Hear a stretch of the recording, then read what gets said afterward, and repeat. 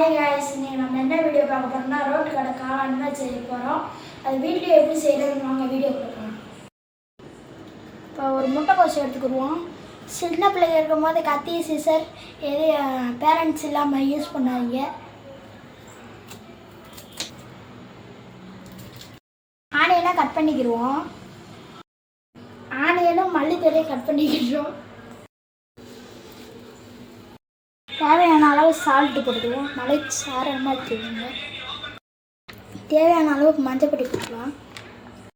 தேவையான அளவு மல்லிப்பொடி, சில்லி பொடியை தூவி விட்டுக்கலாம். மசாலா பொடி போட்டுக்கலாம். இஞ்சி பொடி சேர்த்துக்கலாம். மைதா மாவை போட்டுக்கலாம். கார்ன்ஃப்ளவர் மாவு போட்டுக்கலாம். இது நல்லா பிணைஞ்சாச்சு. இப்போ நம்ம பொரிப்போம். அதை நம்ம பொரிச்சு எடுத்துக்கலாம்.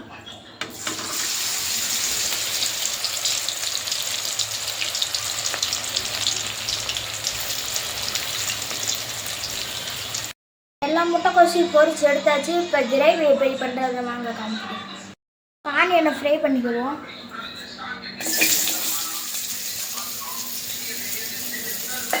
ரெண்டு டொமேட்டோ அரைச்சி வச்சுக்கிட்டோம். இதை உள்ளே கொத்திக்கலாம்.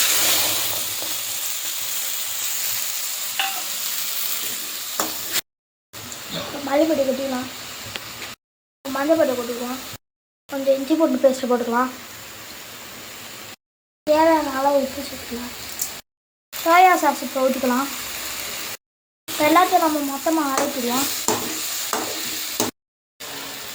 தேவையான அளவு தண்ணி ஊற்றிக்கலாம். கார்ன்ஃப்ளவர் மாவு கரைச்சி வச்சுருக்கோம். இப்போ இதையும் உள்ளே கொட்டிக்கலாம்.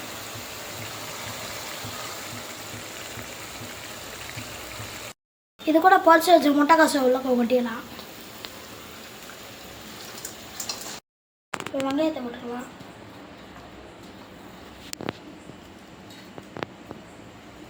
மல்லித்தலை போட்டுக்கலாம்.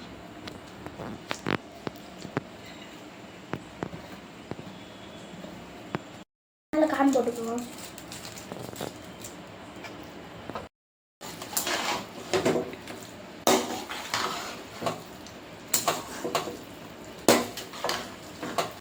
நம்ம டேஸ்ட் பண்ணி பார்ப்போங்க.